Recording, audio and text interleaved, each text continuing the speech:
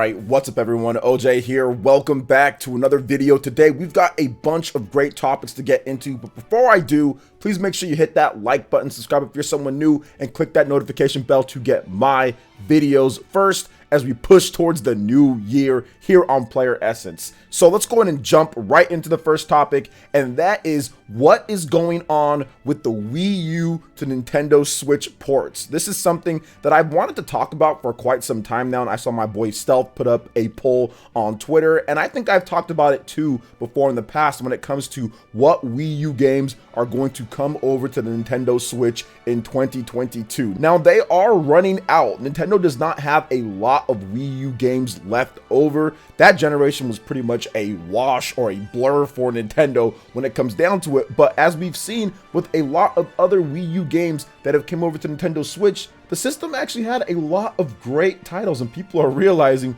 what they missed out on originally, but are getting the second chance to be able to play the game. And many people who didn't even know what a Wii U is or was, or just didn't buy a Wii U, have been buying the Wii U ports on the Nintendo Switch like it's a new game. Stuff like New Super Mario Bros. U Deluxe, also Super Mario 3D World plus Bowser's Fury. All of these games are selling like new titles when it comes down to it. So you know Nintendo's going to want to bring over more Wii U games. Heck, even the lower end Wii U games when it comes to sales have sold better on the Nintendo Switch. So something like Tokyo Mirage Sessions Sharp Encore, for example, that actually did a lot better on Switch than it did on the Wii U. So there's money to be made at all angles or facets of this, from the lowest end all the way up to the highest end. So pretty much what is left from the ones that are feasible, Game & Wario, stuff like that. There's like the Wii Sports stuff. That stuff's not coming over. But from what's feasible for core gamers out there, we have games like The Legend of Zelda Wind Waker HD, The Legend of Zelda Twilight Princess HD, which I think most people feel is pretty much a lock to come over at some point, and it's going to be an extension of the 35th anniversary for The Legend of Zelda, probably a summertime type of thing before The Legend of Zelda Breath of the Wild 2 comes out in the fall of 2022. So I think that's definitely going to be happening, and obviously people want that. I mean, those are some of the best Zelda games of all time. A lot of people feel that Wind Waker is the best Zelda game of all time. People love the combat and the fluidity of The Legend of Zelda Twilight Princess when it comes to how smooth that game did combat with Wolf Link and also regular Link, the dynamics of combat and battle in that game. So there are people that want those, and yeah, I would definitely like to see those come over as well. Wind Waker, to me, was actually my favorite Zelda game before The Legend of Zelda Breath of the Wild came out. So I actually like Wind Waker more than Ocarina of Time and also Twilight Princess and pretty much any other Zelda game. And then Breath of the Wild came out, and it was kind of a wrap for me with what I like the most. But yes, I would love to see Wind Waker HD and also Twilight Princess HD come over to the Switch, and I think that they will come over. We also have some of the underliers here, like Star Fox, for example. Star Fox Zero, I think that that game can be adapted to a regular controller, and if they can do that, that would probably have a much better reception than what Star Fox Zero got when it came out the first time, because I think that Nintendo was trying to force the gamepad so much. Now, Platinum Games developed Star Fox Zero, for those who don't know, and it plays well, and even if you just get used to the Wii U controls and using it, it actually works somewhat for the design that they're doing. It's just not something that everybody loved at the time. I mean, it's just not what people were looking for when it comes to a new Star Fox type of game. But if you play it, I mean, it's not the worst game out there. And on top of that, once again, they can adapt it. They can just make it use regular controls. And if you do that, I think it's a very solid Star Fox reboot or reimagining. I mean, it's one of those where they go back again and redo the original Star Fox 64 again. They've done Star Fox 64 so many times at this point, but I think that that could be a very solid game and probably sell a lot better on the Nintendo Switch than it sold on the Wii U. And playing that type of game portable, a portable Star Fox game, all we really have is Star Fox 64, which we've played again, right? The Star Fox 64 3D, then also the Star Fox game that was on the DS as well. I think it was like Command. So those two pretty good. But having a game like Star Fox Zero on the go, I think that would be pretty fun as well. And if they fix the controls, I mean, I think that that game could do just so well in today's day with how people are playing games, the arcade experience on the Nintendo Switch. So stuff like Cruisin' Blast has been doing well on the Nintendo Switch. So I think that a game like Star Fox, that arcade style, you know, shooter and everything with some of the elements they added into Star Fox Zero would be phenomenal. And last but definitely not least, Xenoblade Chronicles X, which we've talked about multiple times on this channel before, and I think that Xenoblade Chronicles X is a game that I feel will happen at some point. I think that that game might be a definitive edition. So like what we got with Xenoblade Chronicles Definitive Edition, where they didn't just bring over the Wii game kind of wholesale,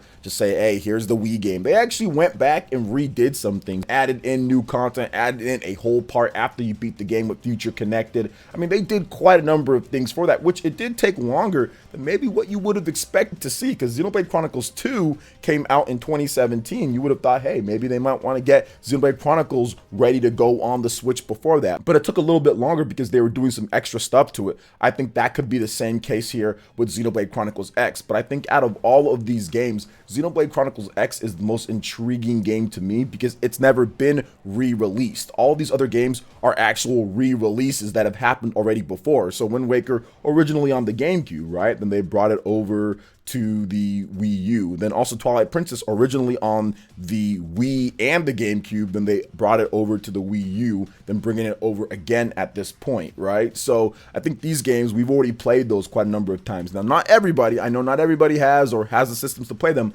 but they've already been brought over a number of times. Star Fox 64 has been adapted so many times, or that style. Now, Zero is not the exact same game, but it's still the retelling of Star Fox 64. So once again, kind of rehashing on some things. Xenoblade Chronicles X has not been rehashed at all. It's a uniquely individual game. It's the most unique game out of the Xenoblade Chronicles series, and it's a very different style of game compared to what Nintendo was doing on the Wii, the Wii U, and anything on there. You can't find anything like Xenoblade Chronicles X anywhere out there. Honestly, it's a very unique and different style of game, and it's not a type of game that you see other developers trying to copy in some type of way, shape, or form. I mean, there's mech games out there, but nothing that quite plays like Xenoblade Chronicles X with its story and with its combat and with its setup and just how it does things. It's a very unique and fun type of game. So if they were able to bring over Xenoblade Chronicles X, I think that would be so awesome. And I feel that some of these are going to get brought over, right? I think that Nintendo could probably do Legend of Zelda Twilight Princess HD, Wind Waker HD, and also Xenoblade Chronicles X in 2022.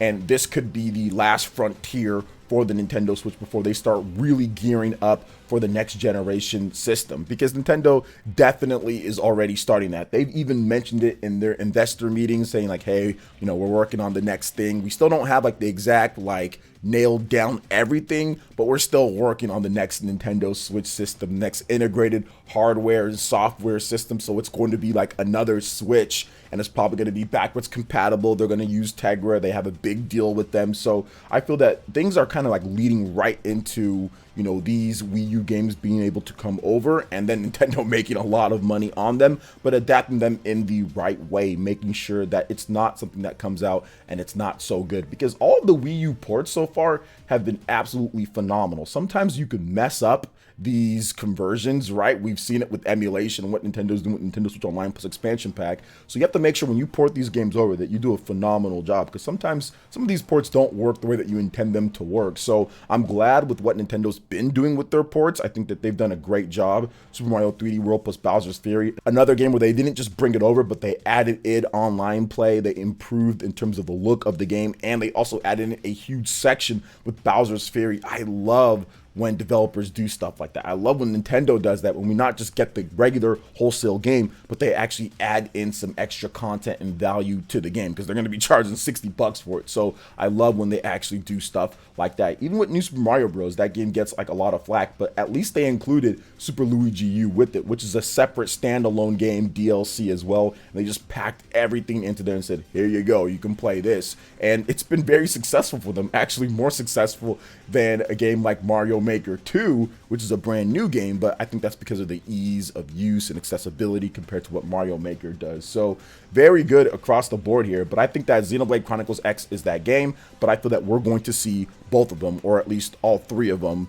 when it comes to the Legend of Zelda games from the Wii U, that were in HD, and then also with Xenoblade Chronicles X, and probably Star Fox Zero is the odd man out, or the odd fox out, I should say, on this one. So that's probably it, but you never know, right? Nintendo surprised the heck out of all of us with the Tokyo Mirage Sessions port. I mean, nobody felt that they were going to port over Tokyo Mirage Sessions, considering that game did not so well on the Wii U, and they're like, yeah, here's Tokyo Mirage Sessions. I'm guessing the port was extremely easy if they did it. You know, I'm guessing it was so easy to the point they're like, all right, let's just get it done. Let's throw it out there. Let's just make whatever money we can make on the game, because it'll probably sell better than what we did on the Wii U. So that's what I'm guessing happened there. But what are your thoughts on the last frontier for the Wii U games? What do you want to see the most? What do you feel will be happening? Let me know your thoughts in the comment section below. All right, and moving into the next topic here, we have a little bit more information on what Falcom is thinking and what they're going to be planning going forward with the Nintendo Switch compared to the PlayStation, and how they're a little bit concerned with how the sales of the system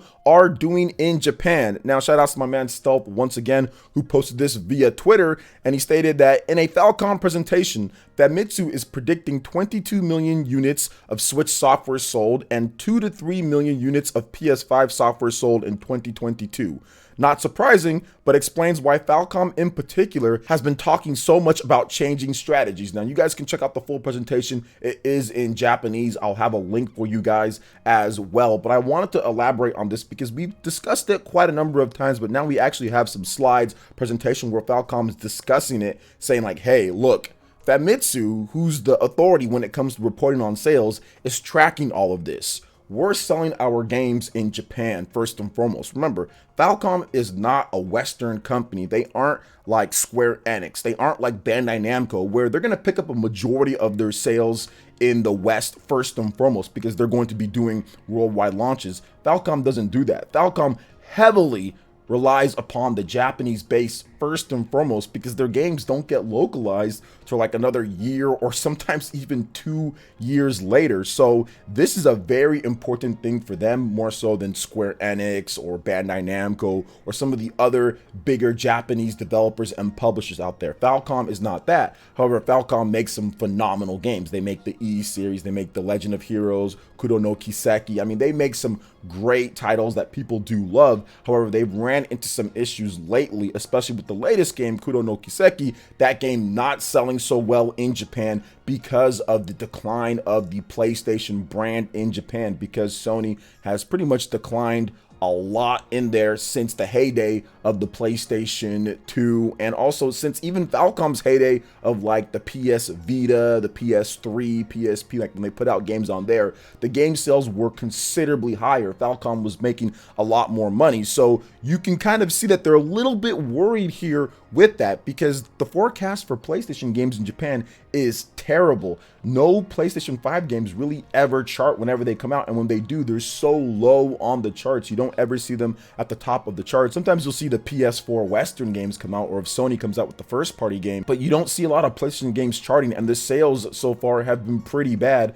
And it seems like next year they're not going to get too much better, and if they do get better, it's really going to be like the big games, like the Horizon Zero Dawn, or maybe like the Final Fantasy 16, stuff like that. But games like what they make, the AA type of games, have been doing really bad on the PlayStation platform. So Falcom is definitely looking on shifting up strategies, but this is definitely going to take some time. Falcom was late to the game when it comes to Nintendo Switch. They didn't even have an in-house porting or in-house development for the Switch up until recently. They just got that. So it's going to take some time to kind of transition over, and they're still going to rely upon Nippon Ichi Software to get localizations done, which are going to take some time since it's not planned from the very beginning. They're not localizing it as they go along. They're localizing it after it's done. This is something that Nintendo, the Pokemon company, a lot of companies actually used to do, but pretty much got rid of that last gen or so, and they started doing the global launches for the game. Heck, even Atlas got a global launch for Shin Megami Tensei 5, which probably delayed it further off, but at the same time, like, it's something that I feel that you need to do in this day and age when it comes to gaming. So we'll see what happens with Falcom. Here's what I think is going to happen with this. I think eventually Falcom's going to move over main development to the Nintendo Switch and still get porting done to PlayStation and other systems if they're going to do it. But I also feel that Falcom's going to try their best to make sure that they have worldwide launches within the next 5 years or so. So I think those are probably their two goals, which they didn't say. I'm kind of guessing here. I'm thinking that the Switch is going to be their main system going forward within the next 5 years or so. And I feel that they're probably going to try to get localizations done within probably right there at launch or within at least 6 months instead of taking like a year or 2 years to get these localizations, because they're so far behind with a lot of these games. It's starting to kind of lap itself. So they need to figure something out with that. But I'm guessing that they will. They just have to kind of get it done when it comes down to it. But if they can focus in on the Switch, now that they got the development kit inside there and kind of get things going there first, I don't think it'd really affect the quality of their games on PlayStation systems, whereas some of the quality of their ports of some of their games have not been so good. So for example, the latest Ys game, not such a great port on the Nintendo Switch. So they have to make sure that they shore that up going forward, because that's where they're probably going to sell a lot of copies, is on the Nintendo Switch and in Japan, with the Switch doing so well there. So what are your thoughts on what Falcom had to say here in their presentation? Let me know in the comment section below. All right, and moving on to the last topic here, we have a little bit of a discussion on what is going on with Splatoon 3. We have some people that I've reported on before, with Samus Hunter and also Emily Rogers, talking about this, because Samus Hunter had this to say and Emily Rogers actually responded on Twitter. So we're going to go ahead and get down to where we think what's going to happen with Splatoon 3 and when it does launch. So Samus Hunter had this to say recently on Twitter. Hi, I hope you all had a great Christmas. Today I wanted to provide you with a little update on Splatoon 3. In the plans present at the Splatoon 3 announcement, the game was internally scheduled for March around the 18th of the month. Samus Hunter also said, at the moment, I cannot tell if there are delays. The team is definitely working on post-launch updates, but they must be quality, such as in case of new closures caused by COVID. The team can reorganize without having to slow down the release of new content, avoiding the situation that occurred with Animal Crossing New Horizons. In case the launch date remained unchanged, its announcement should come as early as January, after the end of the holidays. Speaking on the game, an aspect on which they have worked on a lot is the online. Compared to 2, the game will take advantage of features included after its release, as the ability to send invitations to players. There will also be a system of private games via ID code, allowing players who are not in the friends list to access them anyway. I know that several players have complained about the absence of a player replacement system in case of disconnection. From what I understand, it will not be present. So yeah, very interesting there. However, Emily Rogers came in and responded to the first tweet about the release date of the game being around March 18th of 2022, and Emily had this to say: not true. Splatoon 3 was always planned to be released closer around the summer, May to August. And that's exactly what a lot of us were probably thinking too. I think a lot of gamers out there were thinking, well, it's probably going to be around the summer time. Splatoon is the perfect summer game. Nintendo always wants to do the Splatoons in that summertime or so. The original Splatoon came out, I think it was May or so, back in 2015. Splatoon 2 came out, I think it was July that Splatoon 2 came out. So it's always been a summer type of game, not a spring game. The only way that I can see Nintendo kind of pushing it up to March is if they have so many games packed for the rest of the year that they just have to get Splatoon out then. But Splatoon is one of their bigger franchises that I feel would demand or kind of command its spot that it usually gets, which would be a summer release, you know, just out of school type of thing. So I feel that it's still going to be a summer type of release. I feel that it's going to be a May to July type of game, and maybe Samus Hunter's information was off on that one. But I do want to talk a little bit about some of the other features, and I think that's what makes Splatoon a lot more exciting to me, because I feel that Splatoon 2 was built off of what Splatoon 1 did. I think it was built off of just what they did with lots of stuff. So all the limitations of what they had with the original Splatoon 1, yeah, they fixed some of the stuff, but there was still more to be desired when it comes to the online play. Whereas Splatoon 3, I think that's a Switch game first and foremost. That is a big Switch title. You can tell with the graphical bump that they're actually using it and developed it with Switch in mind first and foremost, more so than like the Wii U, which I think Splatoon 2 was pretty much just an extension of that. So I feel that Splatoon 3 is definitely going to take things to the next level when it comes to the online play and when it comes to the, you know, features and stuff that it uses. Probably still won't have the direct voice chat. You'll probably still have to use the app and everything, being able to invite friends over for games better, being able to kind of navigate the online space and having the friend IDs and lobbies and stuff like that. All that should have been in there a little bit better implemented in Splatoon 2. One of the things that I hated in Splatoon 2 was that we would be in a lobby, for example. The host couldn't kick anybody out or couldn't really have lots of options when it comes to playing and stuff like that, or even like starting a match, right? When you get into like a lobby, you'll get into a match, and if somebody doesn't press the A button, then we'll have to wait on them. It's like, yo, if I'm the host, I should just be able to start the game. Especially if somebody's spectating, you should just be able to start the game. And that was like the biggest problem, was that people would be spectating. Maybe they go get something, you know, because they're spectating, and we have to sit there and wait for them. The host should just be able to force start the game. So more options in the lobbies, absolutely. More options for the codes to be sent out so you can get people in that aren't on the friends list, since there is a limit on your friends list, right? You can't have like 1,000 friends on the Switch. So these are all things that would be a very welcome addition, and I feel that Nintendo will get those done. However, the one thing that I'm not sure on, which I don't think will be, which is the actual release date, which that would be very close to Triangle Strategy. Triangle Strategy comes out, I think, March 4th or so on the Nintendo Switch, so that'd be very close to Triangle Strategy, and I know Nintendo's pushing that game, so I'm not so sure about that, right? So what do you guys think about this when it comes to all the different topics that we discussed here, from Splatoon 3, also the Wii U to Nintendo Switch situation as well, Falcom? Let me know in the comment section below. All right, guys, that wraps it up for this video here. Thank you so much for watching. I do appreciate it. Please make sure you hit that like button, subscribe if you're someone new, click that notification bell, and we will see you in the next video. Peace.